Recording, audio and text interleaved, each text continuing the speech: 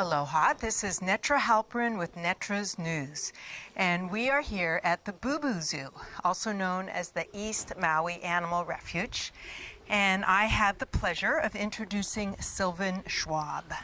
Good morning. And can you tell me, how did this all come about? Why is the BooBoo Zoo here? The BooBoo Zoo originally happened as occupational therapy for my wife Susie. That was 30 some odd years ago, and it evolved from there after she recovered from cancer. We still had the desire to take care of orphan, injured, and distressed animals, so we've continued that on for 30 some years now, and here's the BooBoo Zoo, overgrown. Overgrown. So I think you told me before that she was going to a doctor who practiced Eastern medicine, and he diagnosed that what would help her survive cancer would be to have a will to live. Exactly. The will to live is something that you can't force, and if you lose the desire to live, you lose that drive that your body has to recover. Right. And so, knowing my wife for a little while before I found out that she had cancer, I knew that she always wanted to go to the pet shop and pick out the little sick one back in the corner. So I started collecting little sick and injured and orphan critters for her to take care of as part of her occupational therapy.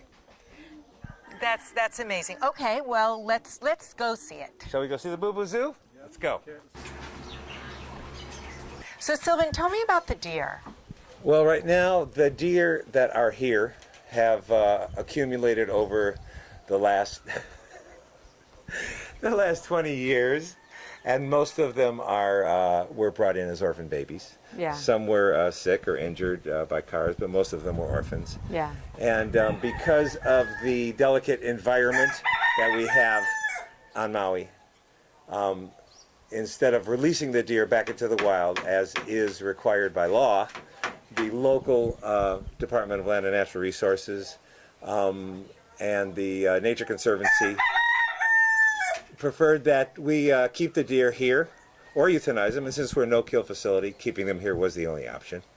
And so over the last 20 years we have accumulated over a dozen deer, and now that there's a new administration involved, they really want to try to adhere to the law more rigidly. And so the deer that are here, we're going to try to grandfather in and separate out from the other animals so they have their own area, because you are required to separate wildlife from domestics. And even though they came in with other animals that were in the wild, such as goats and pigs, only the deer are considered wildlife. The goats and the pigs are considered feral domestics. So since the law requires you to separate wildlife from domestics, now that we've become a little larger and added a few more deer into the group, we're going to need to separate them, and so we're preparing a new area across the stream here that just the deer can be in. They like to go there anyway.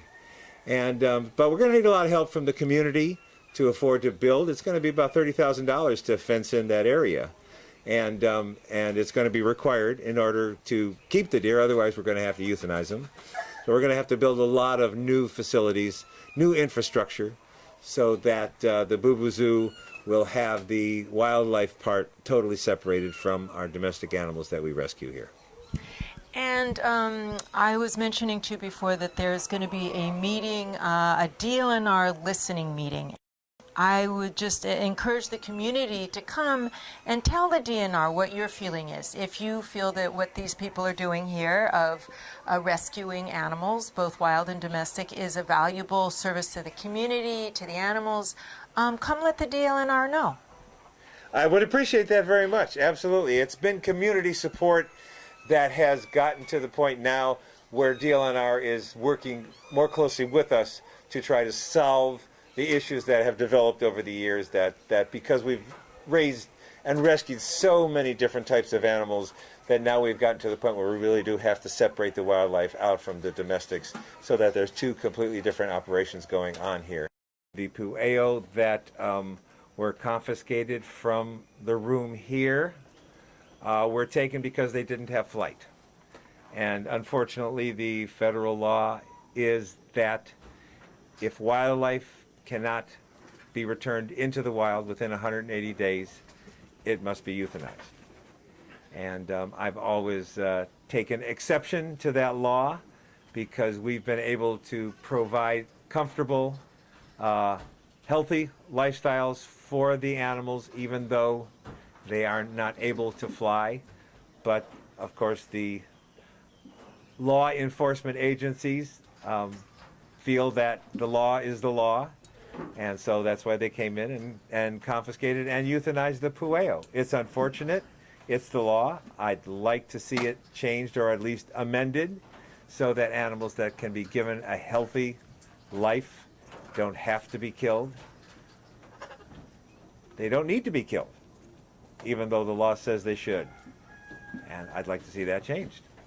This is Baby. Baby came because she's blind, and just like the guy Riley here who's coming into the picture, was brought because actually she was supposed to be deaf and blind. Turned out she wasn't blind, but she is deaf, so when she's barking, she doesn't know she's barking. When she barks, it's just an instinct thing. Yes.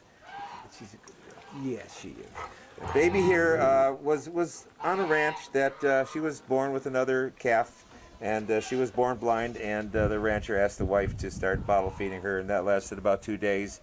And apparently the rancher's wife had a lot more duties than just bottle feeding a baby. So now Baby's a big baby, but she's very sweet. She just can't see. But we have a lot of blind animals, and they all seem to get around as long as you give them the same area to operate in all the time. They don't seem to have a problem getting around, and of course if Baby bumps into things, it's usually things that lose, and Baby does just fine because Baby's got a good hard head and a nice set of horns, and so if you're one of the things Baby walks into, you'll want to move.